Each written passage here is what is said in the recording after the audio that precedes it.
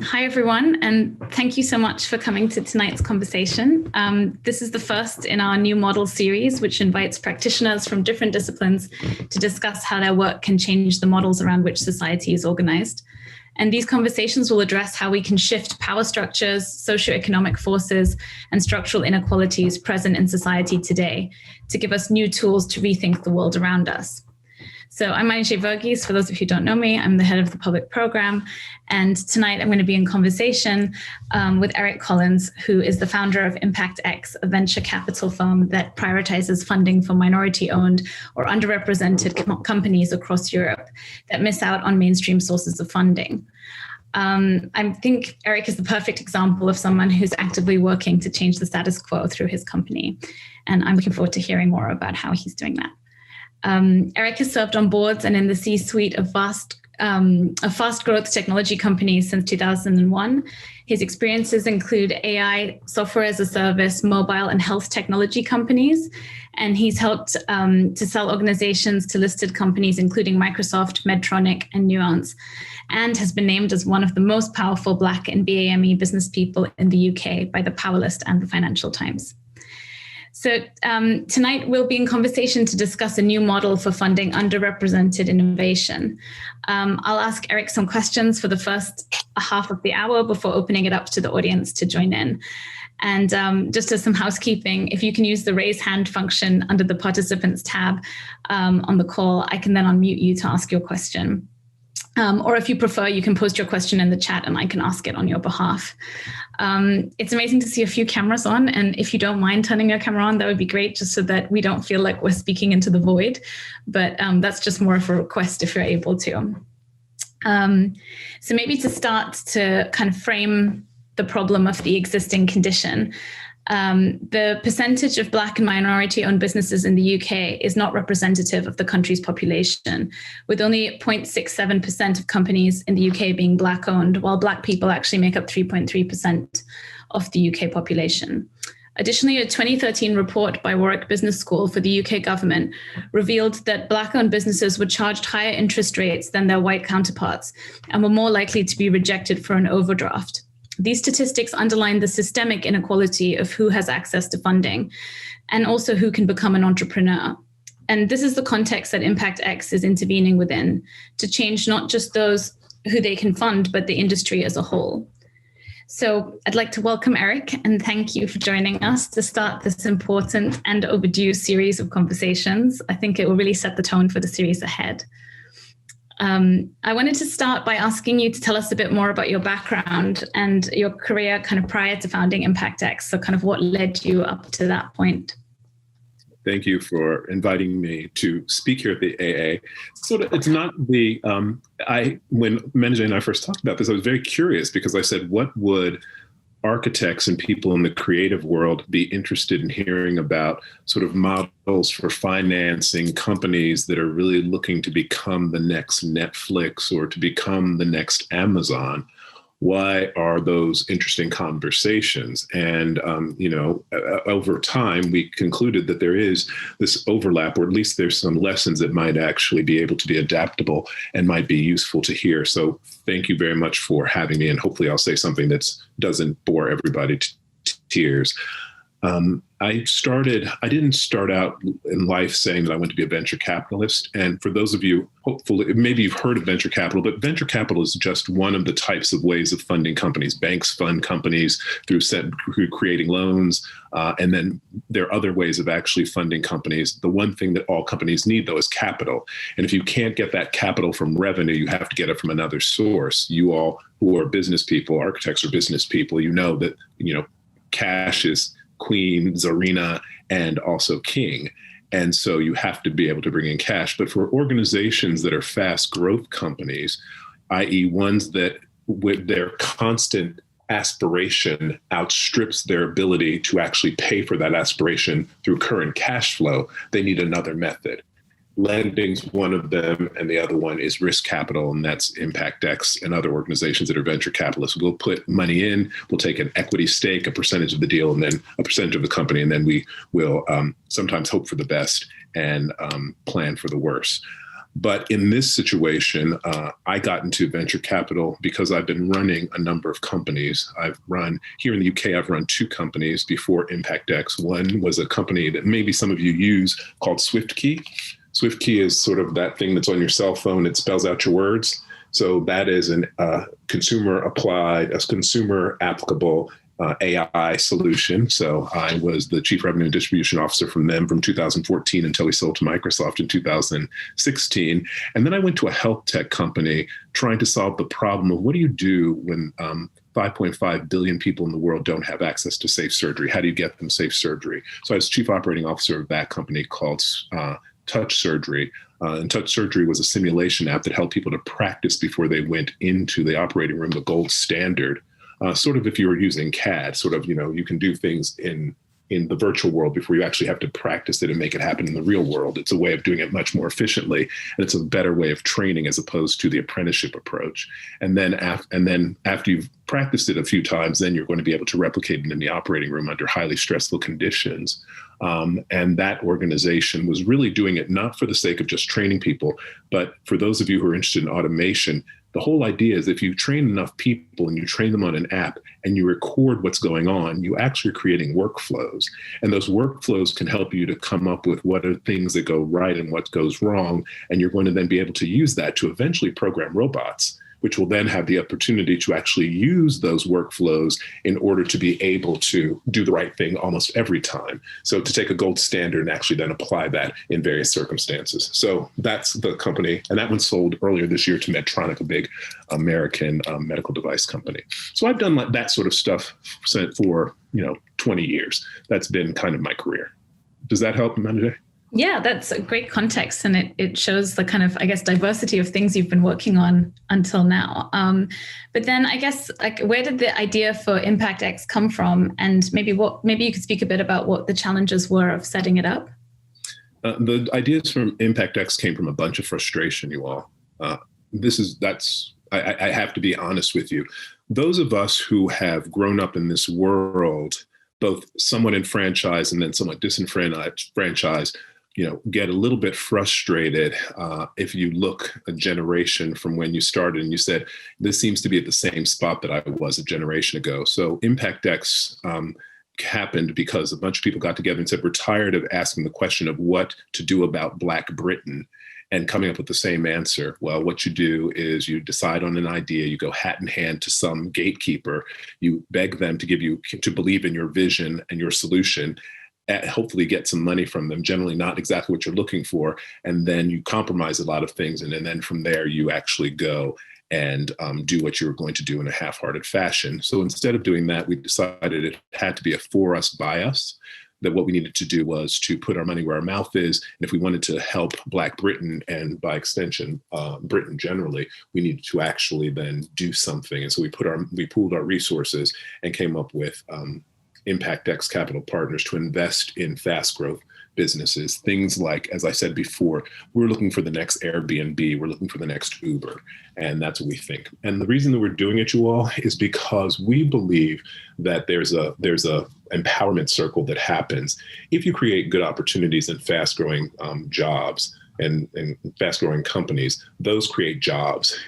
If your DNA is that we're going to put underrepresented people in key roles from the very beginning, they're going to be founders, they're going to be in the C-suite, they're going to be on the board, they're going to be in key P&L responsible roles, and they're actually going to be in the engineering organization in key roles, also creative roles in organizations. What we then find is that those have at the very basis something very, very different. We don't have to go back and have a forensic reckoning as to why it is that we have no women on boards, because these companies will have women on the board from the beginning. Why we have no Black people in the C-suite. We don't need to do that, because this will be an organization that would have been built with that in their DNA.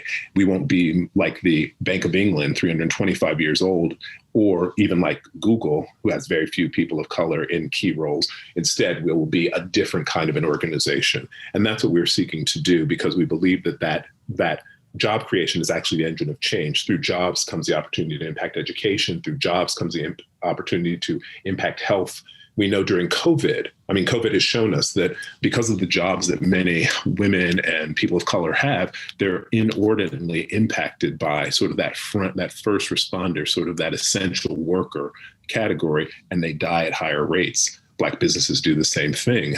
And so what we're saying is, let's do something a little bit different. And the result of that conversation has been Impactx. And I can talk to you all more about what Impactx invests in, how we invest, how we decide what we think is the right kind of capital infusion to make. Yeah, I guess maybe before we get to like the kind of criteria and some of the projects and people that you've funded so far, it would be interesting to I think what was really inspiring is to hear about I guess a group of you coming together to kind of take control of your destiny more and not rely on these existing gatekeepers and the people who have traditionally kind of perpetuated the status quo. But I was curious as to from starting Impactx, what was the reception that you received, both from the people kind of applying to be funded by you, but also from the people that have traditionally been the gatekeepers in this world. Were they supportive? Did they challenge this kind of new model that was kind of disrupting how they operated? I think hegemony always fights back. Right. So hegemony the way that they're able to actually stay in power is by, fighting back and, and being relatively conservative. And so I would say that Impactx has faced its share of headwinds. It's had a lot of tailwinds, but it's faced its share of headwinds. And what we have done at the very beginning is we decided to put people together who actually had the same belief. And not to do it not to have one or two people doing this, but to have a whole group. We have a group called founding members, and these founding members are very successful people on both sides of the Atlantic. So we have people from the West Coast of the United States, the East Coast of the United States, here in the UK, and also in France. And these individuals have come to the same conclusion. Now, if you don't come to that same conclusion, then at least at the beginning of what we think will ultimately be a movement, we don't have time to argue with you if our thesis is correct. Are women and Black people inordinately negatively impacted and in a disproportionate way by the way things function today? If you don't believe that's the case, it's going to be hard for us to then work together with our thesis in mind and with the tools that we're actually using. So instead of having that argument, we go to an army and a team of the willing, and we construct those sorts of people who have a similar sort of a viewpoint.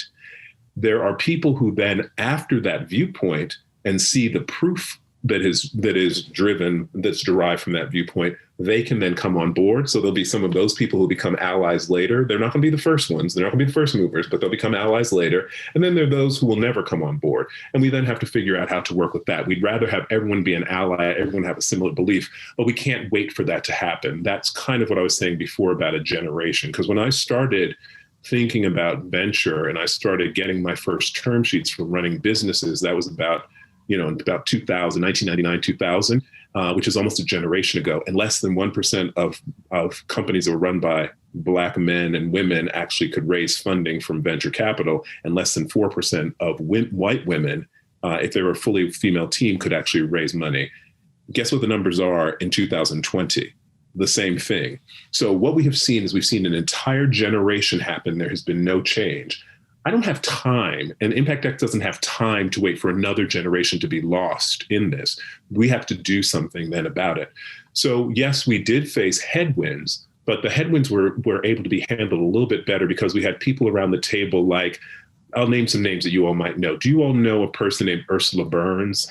Ursula Burns is the only Black woman to have ever been chair and CEO of a Fortune 500 company. She was the chair and CEO of Xerox. She's the vice chair of our organization and sees the world, even though she's very successful in the technology world.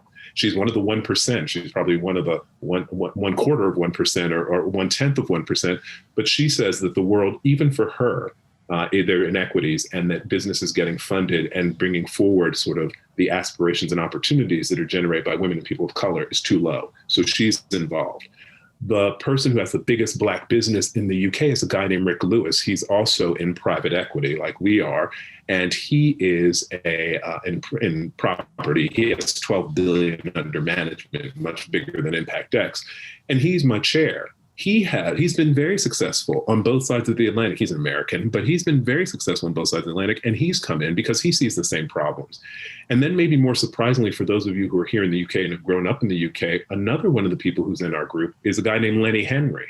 Lenny Henry, if you think about it, here's Lenny Henry, who at 16 years old, coming out of Dudley, is a comedian in the equivalent of Britain's Got Talent. He comes to the conclusion that there's something that's happening in the system which makes it very difficult for individuals who are women and people of color to actually get a fair shake at being able to move forward. And so he puts his money in also. And we all come with various experiences, we're various ages, various classes that are associated, but all of us have come to the conclusion that we have to pool our resources and able to do something different. So by having that group around me and having that group to say that we are also going to be part of this, and we're not just going to put our names next to it, but we're going to put our shoulders to the wheel, we're going to push hard, and we are going to move things so that, again, another generation isn't lost. That also helped with those headwinds that were facing us and helped to turn some of those headwinds into tailwinds. Yeah, I mean, I think that sounds incredible, and also just like a really inspiring kind of call to action. And I was just wondering, like, maybe now you could speak to, I guess, the criteria that determines like who you fund, but also maybe you could give us some insight into, in the kind of short time that Impactx has existed, like how many kind of ventures you've actually funded. May I talk to you about one specific? So we invest in three categories. We invest in digital and technology. So I keep on talking about all the big tech companies. I don't want to talk about Facebook, but we'd also like to create the next Facebook. Then we deal in health, education, lifestyle. So you all might know Pat McGrath. Pat McGrath with Pat McGrath Labs. I think she grew up in Birmingham. She mainly is in Los Angeles, but she's probably the leading makeup artist in the world. She has her she has a unicorn, $1 billion valued company that deals with makeup. And so Pat McGrath she would be in our health, education, lifestyle sector. We haven't invested in her though. And then the last group is media and entertainment. And that's where we put our creatives. So we actually do, and Lenny Henry and another guy who's right now on, I think, a television show called Life, his name is Adrian Lester. Those two people are some of our investors, and both of them said, we believe that the dynamics that impact business creation, so when you're trying to say, it's hard to build the next Airbnb, we find the same problem in terms of actually getting new images onto screens around the world. And therefore, we need to try and figure out if there's some way to invest in those. And so we actually do invest in creative projects. And creative is broken down into about 13 categories. Creative is everything from live events to music to movies to advertising, tech to gaming. All of that stuff falls into the category of creative. We have taken a slice of that because there's a relatively, we're in the golden age of television, or the second golden age of television in many ways, because of streaming services. And there is an ability for us to invest as we would to try and create a company like Netflix, to actually then create a product like Game of Thrones. And so what we do is we spend our time also looking for independent production companies, and those that actually have IP, so they have some sort of a story that they've gotten from the newspaper, or they've optioned a novel, or whatever they have. And then they could have used a drawing, and that drawing sort of leads them to sort of create something, but there's some IP basis. And then we will actually create from that a direct-to-series streaming product. And the great thing about that is then we're able to actually work with creatives, and we're actually able to then influence what are the images that people are seeing, and then what is being reinforced and what's not being reinforced in terms of those images on television. And the criteria we have is we want to find something that is, it's somewhat unique, has strong female and or people of color in terms of leads, and the stories are novel, and that they can actually then be serialized. It has to be able to go on for multiple seasons. And that's different than what we're looking for, say, if we're looking to try and find the next, if we're trying to find the next Johnson and Johnson, or if we're trying to find the next Nestle. We have different criteria for those, but the criteria are based on sort of what a good outcome is. And a good outcome is generally to build a big company that's going to be category defining and world applicable. And in terms of like your geographic reach, I guess, I mean, you said that it started as a way to kind of address the problems of Black Britain, but then I guess a lot of people that you have on your founding members group, but also that you're kind of engaging with, I guess, operate in the States as well as in Europe. But like, I guess, is there a plan to kind of scale this up to kind of go global? I mean, a lot of the projects probably reach global audiences, especially now when we're all online. But how do you see this scale up to actually become this kind of new model for the industry? So for us, we have been very transparent in how we do things. So how we got our first funding, how we actually organize ourselves, we believe is very replicable. And we believe that women, people of color all over the world should use a similar method. Find a group of people, get them to invest small amounts of money, use your own capital, invest in some companies, get some returns, and use that as your calling card when you're going out to bigger organizations in order to fund. Because when you go to talk to the endowment of the University of Cambridge, or when you go to talk to Legal in General, the retirement and pension funds, you'd better say that you've actually invested before, because there's some elements of hegemony you just can't get over. There will be criteria for selection, and then you have got to be able to satisfy those core criteria. So we need to be able to do that. So those things are very, very easily replicable. We actually do have a remit that's around Europe. We think Europe is a very important place to invest. There are huge amounts of investments going on in China. There are huge amounts of investments going on in the United States. The question of, are there huge amounts of investments going on in Europe? There are a number of those. If anyone on this phone call could actually give me the name of one female-led company or Black company that is venture funded, I would say that you have a very sophisticated knowledge and you are finding needles in haystacks. Because quite frankly but that's a good thing for a company like ours, because we're looking for places that are not oversaturated. We're not trying to go to the robotics lab at Imperial College and look at every PhD, because every venture capitalist is looking at that. We're trying to look at areas that are underserved and that are underrepresented, i.e., when you look at the investment portfolios of organizations, these venture capital companies, in fact, you're finding that these people are not present in numbers that are proportionate to their presence in the population. That is an efficiency question. We're looking for inefficiencies, and we then want to fill those inefficiencies. That's what we're seeking to do. And it's been good. And we do have global aspirations. We already have invested, 80% of our investments so far have been in the UK. Not in the UK, in Europe. Of the 80% of that has been in the UK. So that's the majority of our investments. Then we have 15% in the US and 5% in Africa. So we actually have a relatively expansive remit, and we think it's the right sort of combination, quite frankly. Yeah, I mean, I think that's really fascinating. I mean, I think one of the things that I thought was really incredible about Impactx is that in addition to funding entrepreneurs and also providing them with support in terms of like resources, but also advice to get their business to a level where it's really successful. I think something that operates at a kind of larger scale is how you hold other organizations and maybe the kind of wider industry accountable.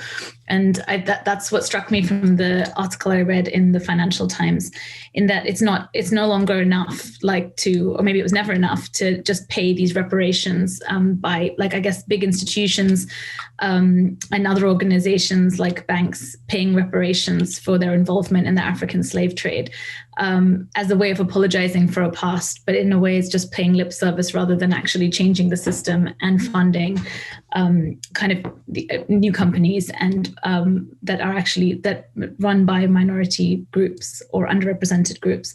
And so I was just wondering how that actually starts to become a model that everyone is held accountable to follow, and what are the steps that you've been taking to kind of make this happen?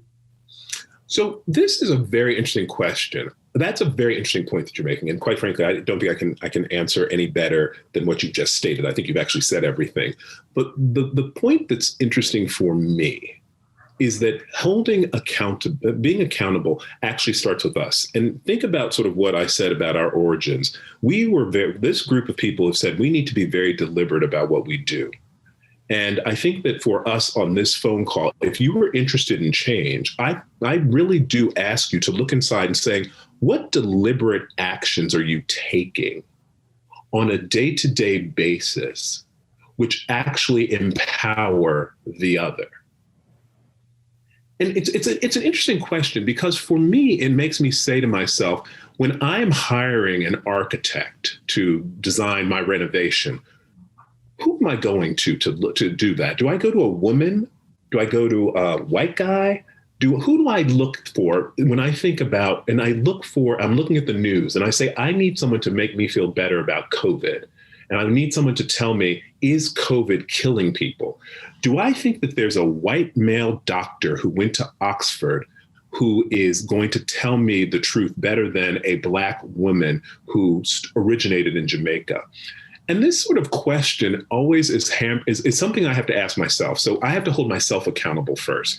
And I think I hold myself accountable first by being conscious of some of the choices that I'm making that both reinforce and then help to fight against hegemony. And I do, and every day I'm doing half the time I'm fighting the powers and half the time I am the power, right? So I get how that works. And it's strange, but it is sort of, for me in particular, a guy who grew up in the American South, and, sitting here in the UK, having a conversation with people all over the world about this who are in a very, very different field, I'm sort of saying, what am I doing that's different? And what are you doing that's different? So I challenge you to ask yourself, what are you doing? And, we ought to all do something if we actually don't think the world is perfect. There are certain people for whom the world is perfect. I think for Donald Trump, the world is perfect as it is, right? He's sitting around, and for him, other than, some pesky people who ask him hard questions, the way that the world is constructed today actually works wonders for him. For people like me, and maybe for people like you, the world doesn't necessarily deliver in the same way, and the expectations differ. And so the question of, therefore, what do we do becomes something. Holding organizations then, so from a personal level then to, the bigger world, the way that we hold these organizations accountable is we do have to ask the questions. I'm a taxpayer in the UK. And as a taxpayer in the UK, my money is going to any number of things. And one of those is a thing called the British Business Bank. And the British Business Bank is an organization that funds organizations like mine, puts money in and says, we are going to put money behind you as a fund manager, and we want you to go out and find the best and brightest. And guess what? They have never invested in a fund manager like mine that's a Black fund manager. Never happened. My tax pounds and pence every year go into the system, and every year they get allocated to something that doesn't necessarily help any of the things that I think are relatively important. And for me to then say to the British Business Bank, we need to do better in terms of not only demanding, because this is public funding, that these organizations look very specifically at what are the attributes, what are the values of these organizations, and what are they doubling down on, and what are some of the new things that are coming in? That's an example of holding those organizations accountable and actually saying that this needs to be looked at. And not just that this needs to be looked at and a study done and a blue ribbon commission be put together. Something needs to be done now, because for many people, it doesn't feel as though the house is burning. For me, the house is burning around me, and I need to do all the work while I need to put out the fire. So those are some of the things that and that's kind of the image I keep in my head, that the house is burning around me and I need to put out the fire while still maintaining and doing what I'm supposed to be doing. And that is to help to build these other sorts of businesses. Yeah, I think that's a great visual way to kind of to talk about it, because I think in the wake of all the Black Lives Matter protests recently, I think there's been a real pushback against people of color having to do the work to not only deal with the kind of inequality and injustice in society, but also explain to people what they need to do in order to improve it and hold everyone accountable. And it's just kind of exhausting. And I like the fact that the way you approach it is actually just to come together and change the world like the way you want to see it, rather than waiting for the system the larger systems to change. I have a few more questions, but if everyone wants to start thinking of questions they'd like to ask and start, getting them ready, that would be great. But I guess one of my questions is what you said about commissions and there's a slowness. I think Boris Johnson said he wanted to have a commission to investigate whether this whole thing of the inequality behind who gets funded is really a thing and what could be done about it. And I think you said that was just too slow and change needs to happen much faster. And I think there's something about the pace at which change happens that's kind of frustrating. And I think what I liked about your approach is that you didn't wait for something to happen and that you were able to make something happen. But how quickly is the British Business Bank going to respond to your request that your taxes go towards something that actually is important? How do you accelerate the speed at which change happens? So they may never do it, and I can't wait on them to come to the conclusion. I can't wait for them to. So again, I'm from the American South, as I said before. So I can't wait for them to get religion for me to then, have them as part of the choir and sort of singing behind me as a minister. So I can't wait for that. So what I'm going to need to do is just progress I'm going to need to progress the agenda again with an army and a team of the willing. And then hopefully we will then, by the willing being successful, then some other allies who are a little bit further down the path in terms of sort of thinking about these issues can then join forces with us. And then we can, this actually does become a movement, because I think a movement is what is necessary. It can't just be a series of individual activities. One of the things that what you mentioned, Manjay, sort of reminds me of is that in this world in which we exist, in the world in which I exist all the time, I get a lot of conversation about evidence-based. You hear this from the government all the time. And whenever you hear evidence-based, I want you to listen to behind evidence-based, because this is what I hear, that, I'm not persuaded, and it is your responsibility to find enough information. I don't know where you're going to get the information, because we have all the information, but to sort of glean out the information to then persuade me that I should do something different.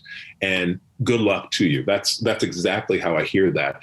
And so when I am looking at evidence-based, these days I have to have conversations about COVID response. COVID and Black Lives Matter have been just sort of decimating dynamics.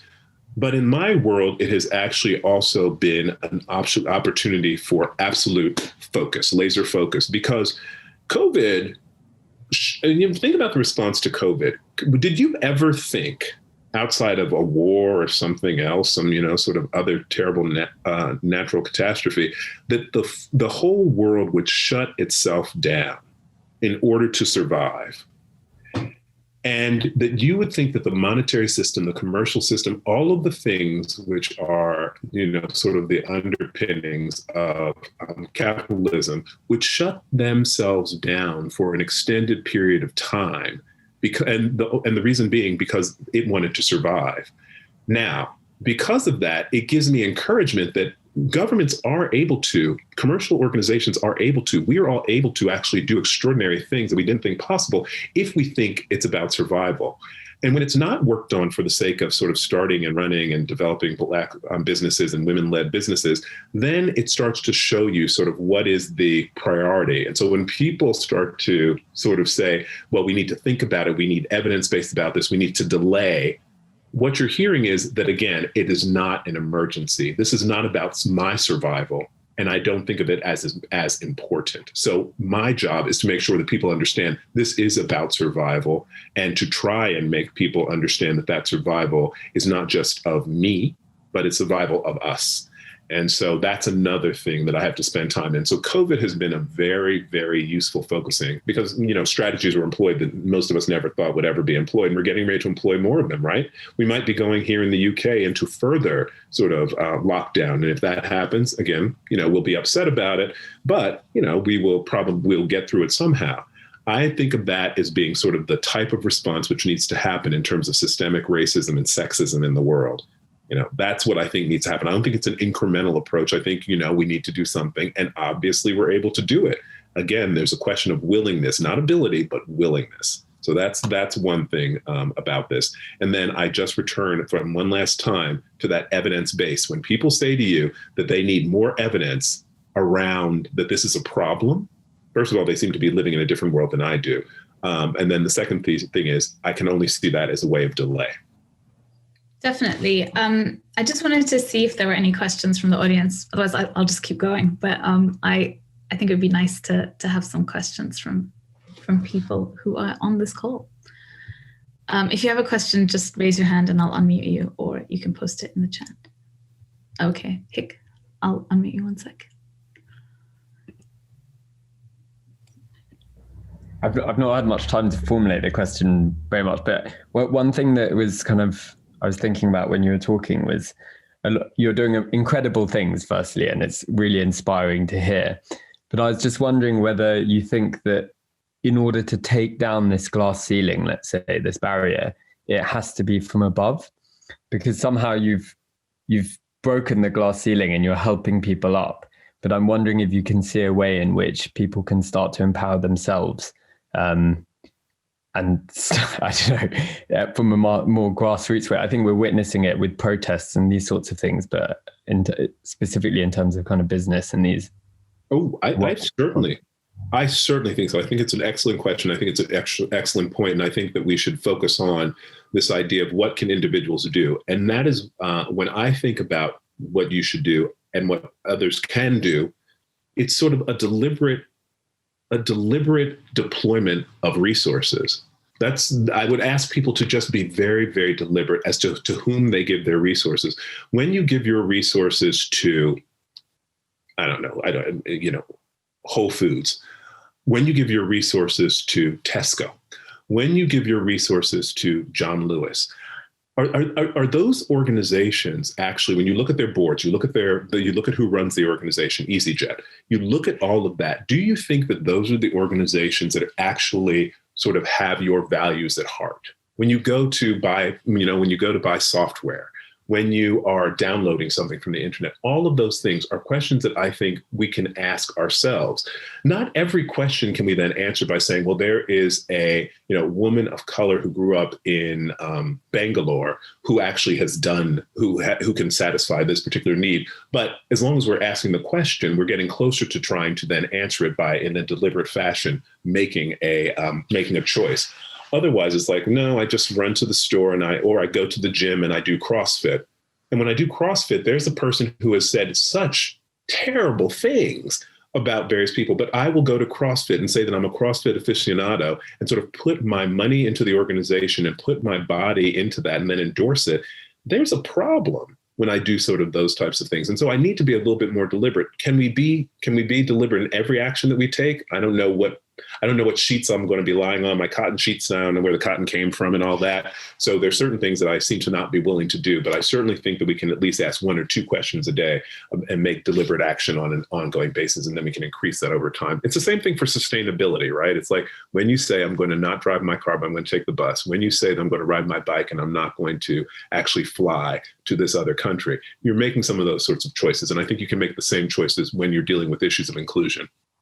So it's interesting that you say that, because there's a company that was set up fairly recently to help other companies examine their supply chain, I guess, to see how ethical it is, I guess, in terms of manufacturing and these sorts of things. It's called Provenance, led by a female head. But do you think that there should be something that exists that's kind of similar in terms of, therefore, kind of, I guess, issues of inclusion and diversity? Because for me personally, I know very little about who's running these companies, and I typically don't have a huge amount of time to kind of research or energy to do that, because I'm trying to do, other work of my own. Is there a source that you would go to kind of look these things up or think about them? Or do you think that it's our duty as citizens to really do the homework?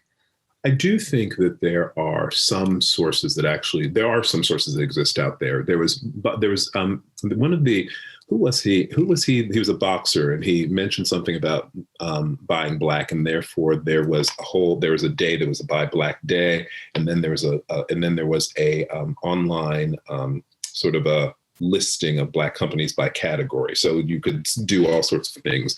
And so that, some people are doing that. It's not holistic. There are people who are trying to create Black or women Google, so that you can actually, because it's all about advertising and sort of search engine optimization. So there are opportunities for that also, so that you could actually use some of the same tools, or at least some of your same behaviors, to get different sorts of results. So there are those attempts, even, female or Black Amazon. So there are organizations that are like that, who actually do some of the curation that you'd be looking for, and then to be able to actually have that. For you all, I would actually say there's one organization that I think most people haven't heard of here, called Gravity Sketch. Gravity Sketch was started, it's a design tool that's actually started in the auto industry. And the company was started by Black founders. And it is an interesting, very, very fast growth organization that's in the design space, has a software product that's used for collaborative designing of 3-dimensional objects. There's some elements that are involving augmented reality. There's some things that have sensors, but, it generally is able to work in 2D as well as 3D. Fascinating, but people just don't know that. Maybe they would say, well, we don't need you to know, we just need you to use it. But I would say to you, if you're someone who is trying to investigate and sort of, again, make deliberate choices, there are ways in which, even in the technology space, there are lots of companies that are out there who are doing things that might be interesting. But again, you'd have to decide. But it's the same problem that I would have if I'm saying I need to find a architect to do my interior, and I want to find a woman or a Black person. I have to do some searching. It's not as though that's going to fall in my lap by just going on Google. So I actually have to put in a little bit more energy. Thanks, Hick. Are there any other questions? Tom, one sec. Need to find you to unmute. Dinosaur's not asking the question? Oh, good. Dinosaur will ask the question. Tong, you have to actually accept my request to unmute. Sorry, yeah, he's sleeping, but I think he's gonna go back to sleep. I got him on Saturday, by the way, so he's very, very new. Anyway, I'm just wondering, because a lot of, I really like this talk, by the way. Like, there's a lot of things that you say really, like, I don't know, inspiring, and also hit home, and like makes me feel that I can trust the world a little bit more, that there are people like you out there. But one thing that oh my God, baby, keep yawning. One thing I've been navigating recently, because I'm kind of like starting my own kind of work and doing my own work, and I actually did get quite a really good opportunity. Okay, he's gone on the floor. Really good funding recently from the Resourcing Racial Justice Fund.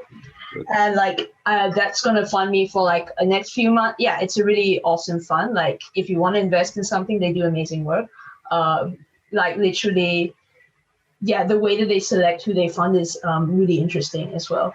But basically, that's only gonna run me temporarily, and I like now just stressing out about like that is like a unicorn fund. Like that is like some miracle that came from like somewhere, and I'm so glad that I got that funding. But like now I'm just wondering about sustainability of that. Like once I run out of that money, and like I want to continue doing these projects because they are social justice based, but like I'm just stressing out about like how do I navigate more funding, because like, you know, I would actually like to bring other people on to do these projects and like try and also help my friends quit their jobs so they can do what they like. But like I don't have that power, and neither do I know how to navigate this space yet. Mm-hmm. So yeah, I don't know, advice on how to stay alive basically and feed my dog. So it's an interesting question, because I think it is actually one that faces all innovators. Mm-hmm. So if you think about innovation and sort of having that foresight means that you are someplace that other people aren't, and they don't necessarily see the outcomes that you're going to be, that you're seeing, and the possibilities that are along with you. So it's actually sort of trying to bring together multiple people. I talk a lot, and I see a lot of people come to me and say, Eric, we want to do the following, and Impactx doesn't do everything, right? We have 1,000 companies that we are in communication with right now. 22 of them made it through our process, and we've committed to them, and then we've closed on 18 of those. And so those numbers are very, very steep, and I'm sure it's the same way with the grant that you received. The thing for me, look at the numbers. The numbers were insane, of how many people they funded and how many people applied. I think I'll get back to you the number afterwards. So the thing for me is that I'm on the board of a group called Autograph ABP. If you know them, they are, the reason I think many of you might know them is they're one of David Adjaye's first institutional commissions, and that it is a arts organization that focuses on lens-based work, and by people, of the diaspora from places of color, India, Africa, South America, et cetera.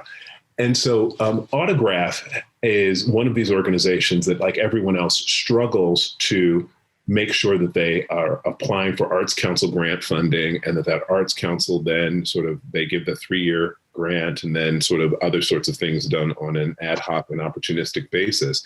One of the things that we have to have a conversation with most of the organizations now, and especially organizations that also had that kind of funding, and then the supplemental portion of their funding came from events or exhibitions, is there a different sustainable model that we can actually use?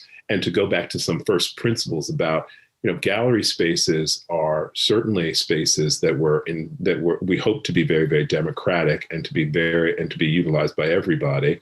So that's a core principle. But then how do we actually do that in terms of, if we can't rely upon government all the time, we can't rely upon funding from sponsors and that sort of thing, we can't rely necessarily upon footfall and people paying admission charges, then what can we actually rely upon? And are there additional ways for us to get revenue? It's the same problem, I think, that you all have if you want to be able to work in ways that are not economically viable just yet, meaning that people aren't willing to pay you at a market rate or above market rate in order to be able to do something. We've got to then come up with alternative strategies. Fundraising is certainly one of them from grants, but is there something else that we can actually do? And I have to get very creative, and my companies in our portfolio have to get very creative about this. And COVID has decimated many of their industries completely. If you were working in the travel and hospitality space, if you were working in small and medium-sized businesses, companies that have employment from 20 people up to 500, those organizations, and some of them are shut down completely. Others of them are on life support, and then the rest of them are just limping. So you've got to say, what do you have to do? And we have to get into this idea, and you probably heard of this, you've got to pivot. You don't have to pivot, meaning you have to change everything, but you have to go back to some core principles and say, what is it that's going to allow me to survive? I'm not so versed in your world as to what that means. But, in the world in which I exist, it means that some people have to go all the way back to how do they, not what their product is, but how do they distribute product? Do they actually charge for it? Do they have to do things that they hadn't thought that they would do before? They have to go to subscription service. Do they actually have to get advertising as an underlying an approach? Do they have to blah, blah, blah? It can go on and on and go on for hours on this topic, because this is all we think about with companies that are struggling to survive.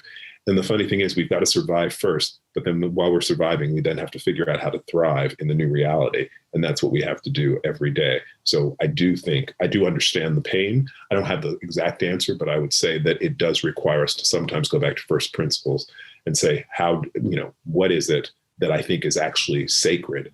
And is there a way, even though this is sacred, to be able to alter it somewhat in order to be able to deal with the current reality and maybe the future reality also?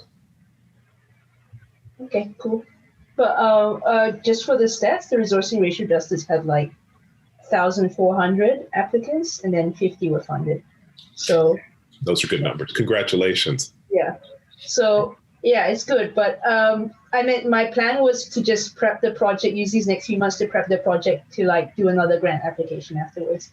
And also I have partners overseas as well that we can apply for funding either in the US or in the UK. So yeah, that's the plan. But what was that? Yeah. And that's the thing. So if you think about that as the plan, so we have a project, and the project will be completed in 18 months. And during the project, we need to also be thinking about what's the future. And that's exactly what my fast growth companies go through. It's they start off, we'd like to we need to do something. We get money, happy day. But then the problem is that we then have to deliver, and we have to then plan for that delivery to be able to raise the next sum of money. And until you can actually get to a point with these companies where you have revenue, and revenue can then drive you don't have to go out and look for grants. You don't have to look for equity anymore. You can actually do some other sorts of things. So they then are trying to alter their business model, and they're working as hard as possible so that, I have artist friends, and what we're trying to do is, so they spend a lot of time with the Arts Council, and they write lots of grants. But the whole point is you're trying to use that in order to get enough status, in order to be able to get to a dealer, or to be able to get some solo shows. And then that will then be used to drive your practice. It can then fund your practice, as opposed to then be beholden to putting in grant funding. But again, I don't know in architecture exactly how that works. Yeah. Okay. It's pretty, it could be pretty similar. We just don't have the gallery model behind us. Yeah, it's not for architecture anyway, so. Okay. Something else. You didn't realize when you accepted this offer to give a 1-hour lecture that we were going to steal you and make you part of the AA and give us business advice on a regular basis. It's cool. It's really cool. I really like it. I think Annalise has a question, so just ask her to unmute. Sorry, I joined the lecture a bit late, and I don't know if you already talked about this or explained why. But you said, I think, that 5% of your operations were in Africa.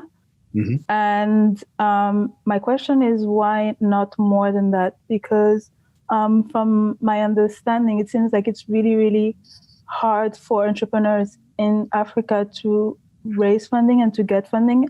And then they end up having to sell and have their companies get acquired. And I feel like that's so problematic, because then all of these companies that we try to build in Africa and for Africans just end up going back to Europeans, because there is no funding to help entrepreneurs, they don't have the funds basically to sustain their business model and their companies.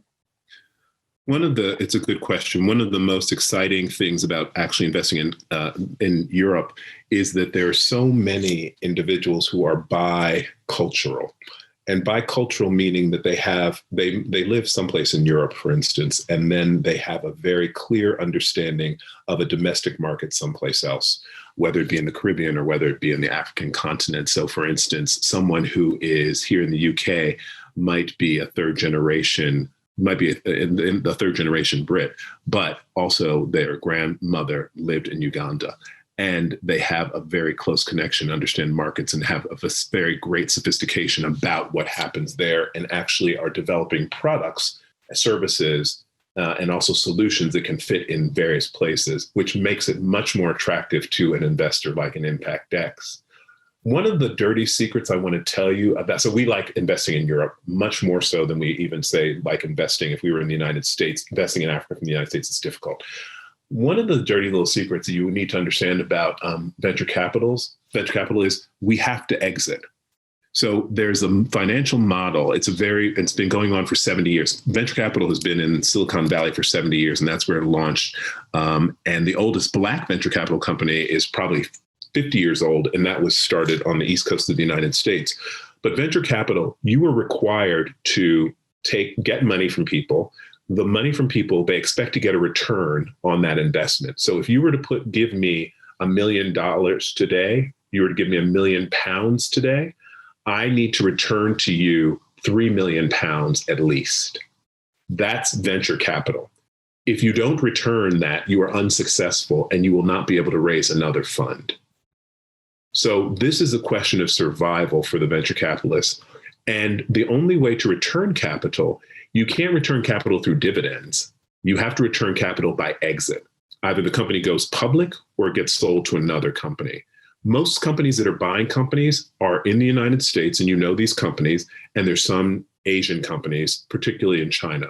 That's kind of it in terms of the world of acquisitions of products. They're not really in other portions of the world. South America, you don't find a lot of companies that are buying companies. In Europe, you'll find some that are buying companies and consolidating. But generally, if the company is being sold, it's going to be sold to a big American company or a big Chinese company. And that's kind of the market for things. But as a venture capitalist, your incentive is to be able to survive and to be able to actually return capital. You survive by returning capital to investors, and those investors then come back to you again. It's like designing a beautiful building for a university. Some other university sees it, and then you continue doing institutional commissions. David Adjaye sort of works with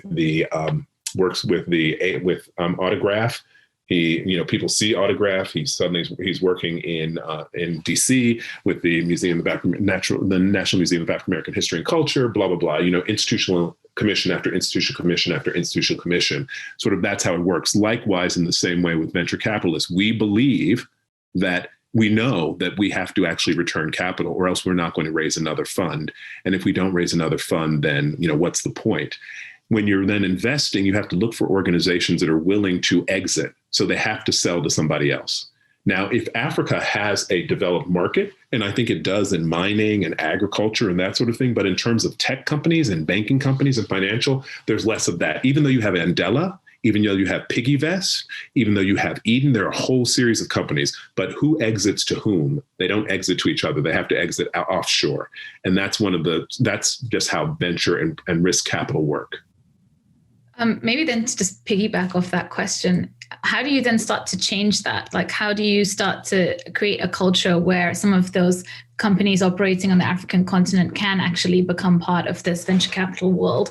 How do you change the culture of like them being able to giving them the ability to exit? And I don't know, I think that's maybe a long-term project, but in a way to stop the kind of perpetuation of the status quo that the market can only operate in these specific locations. What do you think could be done to change that? I think Annalise, she actually makes the point that it's happening. So, it's happening, Flipkart in India, everyone, they're in every place in the world. There are these fantastic organizations that are being built, but then they become companies that are suddenly owned by somebody else. And so I would say that in Nigeria in particular, in Kenya, in South Africa, there is sensational development of technologies. We visited Ghana last year in Nigeria to see about the ecosystem that exist in the technology world. And there are fantastic things happening, beautiful and fantastic projects and products that are coming out. And then the question is, but eventually those companies have to sell. Or they have to go public. That's the other opportunity. They can become public like Amazon, Google, Facebook, Netflix, Apple. Those are all venture-backed companies, and they're the biggest companies in the United States. And they also drive most of the Standard & Poor's in terms of the value of the Dow Jones. The Dow Jones, they drive much of that value. So companies can actually change the world in that way. And one of the opportunities would be for some of these companies in Africa to go public. So that's another way of doing this. And think about how influential an organization like Amazon is. Amazon, and think if that had been started by a Black woman, and she had access at this point to 160 billion in personal wealth, had a company that employed 500,000 people around the world, was responsible for 1/3 of the funds that are 1/3 of the operating budget of the American postal system, was influencing what happened in presidential elections, was employing on a weekly basis thousands of new people every week, thousands, and is paying people at the very top of the scale and sort of building entire communities from nothing. If there were a Black woman who was running that organization, which is what we think should happen and can happen, that would be somewhat of a different world, because the influence that that organization has politically and others. Now, please understand, they're big polluters. There's so much waste in the organization. I get all of that. We must admit, though, they get to be part of conversations that there are very few Black women, very few white women are allowed to be part of. And Jeff Bezos, just because he started a company, a private company, is able to do that. Likewise, if we can do that with respect to women and people of color, white women, Black women, Asian women, and then people of color, men of color, I think we have a different world, and that's a world we'd like to see. That's what we're sort of trying to build toward. And that's the new idea of funding. Remember, we're not funding just for the sake of funding. We're funding for the sake of social change and empowerment. And so that social change and empowerment has some gives and takes that are involved. So people who put money in need money out, and we need to prove that we can build big businesses so that other people will put money in. All that's true. There will be some things about sustainability that might take a second fiddle. That might be true. It doesn't have to be, but it might be true. And likewise, we believe that the result of this we'll have empowered communities that are very different than some of the empowered communities than the not so empowered communities we see now. Thanks. I think that's a really inspiring kind of, I guess, hope for the future. Are there any other questions? Oh, and we're going to make it more than a hope. We're going to get there. This is the point. We are not going to we're going to dream a world, but we're actually going to make it happen. That's what we're doing now. We have since 2018. That's what we've been putting in place. So we intend to do that. We just had our first exit last week. So this company, I'm going to give you some numbers. The company, we came in and they were worth, say 30 million. And when we are, now they're worth 215 million 9 months later. That's a big difference. It was started by two Black men, twins. And so it's fascinating to be in companies like that. And they're in insurance. So here's an organization that's really building, that's in insurance and helping people to get insurance and to get reasonable rates for insurance, but building a business that could actually make a very, very big difference and be known and actually is hiring lots and lots of people. That's what we'd like to see. And we'd like to see more of it and with the quickness. I think Hick has another question. I'm stealing too much time. No, it's interesting that you mentioned David Adjaye, because he was actually in the architectural press very recently, because he obviously got the Reba Gold Medal. And he was saying that architecture's, I think his quote was, it was the last industry or one of the last industries to recognize the issue of white privilege. At the beginning of your talk, I think you spent some time talking about, I guess, finding allies or finding an audience and not having time, basically, to wait for the rest of the world to kind of catch up. And in a way, I was kind of wondering if you had any advice to a profession that is very much, I guess we're a bit more downstream in terms of funding than where you are. You kind of position yourself upstream in terms of funding, whereas we're reliant on clients who are essentially somehow, I guess what's the word? They're kind of open to, they're inclined to have this kind of bias, let's say, and it's very difficult to, I guess the battle is to change their minds, their hearts and minds. I was just wondering whether which bias? Either racial or gender bias or these sorts of things. I mean, it's really, kind of when you open your eyes to it, it's quite really shocking. I mean, I think I was talking to a Black architect who said that I think it was in London, only one borough hired a Black architect in since the 90s or something. But I was wondering if you had any advice to, let's say, this room of people who attended this talk, who clearly share a lot of values, but somehow are constantly hitting this brick wall of not necessarily being upstream, needing to find allies, but then somehow the allies that we have are generally always architects. I think we're very bad at finding, and the clients somehow, do we just wait for them to change? It's quite a difficult thing. I think everyone is trying to struggle to see how you can find the handful of clients that are willing to work with or to do things differently, I guess. But I was just wondering if you had any advice generally. Can I ask a question, Hick? So how do architects like you find clients? How do you find commissions? Is it a competitive, you're sort of in a competitive bidding process, you're invited in to do a design and then, you're asked to submit? How does all that happen? Is it all network complicated? But I can say, so from our experience, I have a small office with a friend of ours, a friend of mine even. And the truth being, I'm very fortunate because I think we benefited a lot from nepotism insofar as I went to private school and I have a lot of kind of just personal, I had the good fortune, I guess, the luck of having friends of friends who have money, basically. But now we're tendering a lot more for kind of public work. and these sorts of things. But yeah, it's normally you're filling out quite exhaustive forms being like, and one of the historic questions would be like, if you want to design a school, provide three examples of schools that you've done before, and these sorts of things. So there are lots of kind of barriers in terms of procurement, public procurement. And in terms of private clients, I think you're just relying on your private network, essentially. So yeah, it's more complicated than that. I've simplified it. Maybe someone else can speak to that more, but... No, I think you're in the same sort of situation that I am, right? So there are probably 100, in the United States, there are probably 3,000 venture capitalists. Here in the UK, there are probably 150 venture capital firms.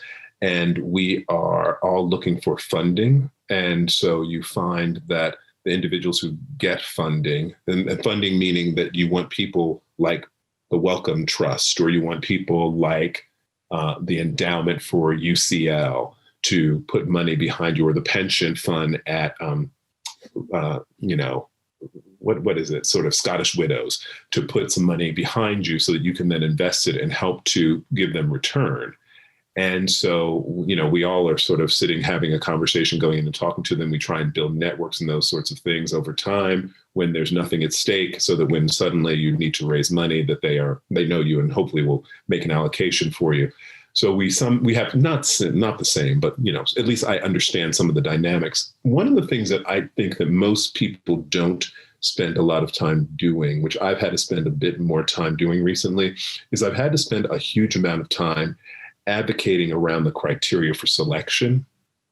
Because, quite frankly, if I'm going to go into these, and I have to find the right people and the right organizations to work with me on this, because if I go into an organization and it says, and the criteria is that you have had to have been managing funds for the last 30 years, I haven't done that. So I automatically get excluded. It's the same thing with Black people and women on boards. You have to have been a CEO to be on the board of a public company. Mm-hmm. There have been how many women CEOs? I mean, if there's 600 companies out there and there have been 5 women CEOs, then, so each one of them has to take on a huge number in order to actually cover the demand for them. And so, and then the funny thing is, the people who are also on those boards often don't satisfy those criteria, because what we have is things that feel a bit more like nepotism. I don't know exactly what it is, but something which doesn't feel exactly as if the playing field's level. So one of the things that I've had to do is I've had to help myself to get into conversations about changing those criteria. And actually, this is how Black Lives Matter has been helpful, because Black Lives Matter has helped to bring a new set of vocabulary into common parlance. When was the last time you talked about systemic racism or inequity that's baked into the system, and then everyone understood what you were talking about? Black Lives Matter. I mean, the tragic murder by the state of George Floyd helped that to happen. So you actually have an ability to go in and say that these criteria actually are things that are systemically racist. Now, you can't spend all your time doing that with every one of these, but organizations like the A and others, which are places where you all congregate, can actually advocate on your behalf and actually do have access that you don't. I believe in making these organizations active and to help me to get some result out of them. They don't become advocacy organizations, but certainly I want them to do something like that. So that's one of the things that I do, because you need the air cover and you need someone fighting the good fight when you don't have to fight it on this particular job that you're just going in to bid on. So that's one of the things that I do. I think the other thing that I do, which I would like to do, but which I probably don't do at all, is that, I do think that we need to start talking to our network. Some of us are not fortunate enough to have those networks that are easily, that sort of come into sight very easily because, we went to the right university and all that other sort of stuff, or we were born wealthy and everyone around us is also wealthy. But, I think we just have to go to what network we have. You have to, I also grew up in church in the South, and it's, put down your buckets where they are, sort of. So that is the idea that where you are, you need to figure out sort of what is the most productive way to try and make things work. And then from there, we then have to have a strategy that's more than one step, but a strategy of multiple steps in order to then get where we'd like to be. It would be great if we could start at the end we come out of school, we hang up our shingle, and we're able to get to the end that we're doing, major institutional projects around the world. But that doesn't sound like it really happens to most of us. Some people, but someone wins the lottery every time. Someone won the genetic lottery years ago, right? Someone wins the lottery, the Irish National. If someone always wins, but it's never been me. So what I do is then I have to plan out how I'm going to actually get there and be somewhat systematic in terms of how I network myself to where I need to be, and how I let and think about how my work steps 1, steps 2, steps 3 of my work unfolds into something which is a plan for forward progression without any assurance that it's actually going to work. And then during each one of those steps, I then have to evaluate what else could I be doing that could actually make this, to accelerate this and put a jetpack on this strategy and help me to go faster and forward greater. But there's no magic. There's no sort of magic dust or silver bullet. None of that exists. I think it's a bunch of toil and sort of strategy around how to do it. But of course, the great thing is it all starts with what you all do best. You're architects, and what you do is design best. So it starts from good design. If you can't do that, then none of this is important. So if you have good design and you have that, then at least we have something to work with to get you to the end result. There's a question in the chat actually that's related to this in terms of how do we change who's at the table? So it's about how a few months ago, the CEO of Reddit, Alexis Ohanian, stepped down in response to the political movements in the US and called for the board to seek new representation with a person of color. And the question is how much do you think these types of moves matter, or if they work? And would it help if more CEOs or people in power stepped aside to make room for more people of color? Or to change the gender balance, the racial balance of who's actually around the table? I think those it's not. I don't think these things are symbolic. I think they have very big meaning and very big impacts. These are the most powerful and enfranchised people boards are that exist. They're the ones who determine compensation, hiring. They're the ones who determine, sort of strategic direction in many ways, and very much in association with the CEO. A powerful CEO can undo all of that.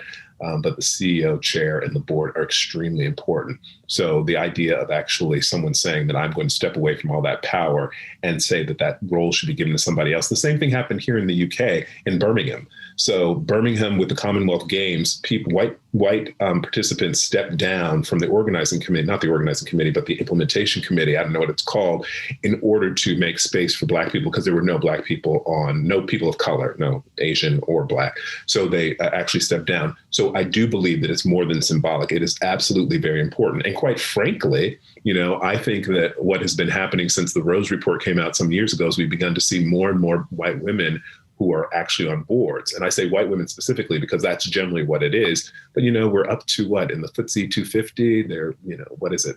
Almost 100% of those companies have a woman on the board now. And that is because the Rose Report actually said that this is something which is a problem. And then there was an action that was taken. The same thing should be done for Black. And I do believe in this. And I'm getting ready to get very interested in quotas, which I didn't love. But if indeed people cannot act on based on their better interest, then we're going to have to start saying that there's something which needs to be done, because this idea that we can allow, again, remember, this is where I'm coming from. The house is burning around me. I've got to control the fire and still do the work. So I'm not really interested in the status quo as it currently stands in many different ways. And therefore, I would say, it needs to change. I can't wait another generation and get the same result. That's not good enough. I can't have another conversation about a training program and sort of a mentor program that we're looking for results 20 years from now. Something needs to be done now. I think that's a really powerful note maybe to end, just because I feel like we could keep you here all night and continue to ask you for advice and what should be done. But I very much want to be part of the hopefully near future that you're creating. And I just want to say thank you so much on behalf of everyone for a really terrific, insightful and inspiring lecture. And we're going to bring you back in more ways than you know. Such an honor to actually be able to talk with you all. And I would say one little thing. I actually recently had, So I had to find an architect because, we needed to actually do a redecoration, a redesign, a renovation of the space. And I had to find a Black, and I was very deliberate, this is a situation you can choose, you can just go on Google and get somebody, but, decided how would I find a person? And it was very interesting, sort of the number of women who were Black that I found, the number of men who were Black that I found to actually satisfy the need. But it required me to go to network. But, I'm glad that the network was able to say that these are, and fantastic choices, but I didn't know any of the people. And if I had just said that I need somebody and I'm just going to choose somebody, I might never have gotten the best. And I think we found the best, which I'm so happy could be satisfied with various criteria around it. So I'm glad. Definitely. Thank you for having me. Thank you all. I'm sorry to keep you so late. And I hope if you enjoyed this lecture, I hope you come to more in the series. There are lots of new models that we'll be talking about this term and beyond. There's like a kind of break for a few weeks now because of some scheduling issues, but the next one is on the 12th of November, and it's Tandy Lowenson and Rosa Johan Udo talking about a new model for rehearsal, and it's about rehearsing the revolution, and it's going to be a performative, kind of incredible lecture. So please come back for that. And for now, I'm going to unmute everyone so they can give you a quick round of applause. So thank you, Eric. Thank you so much. Thank you. Great seeing you.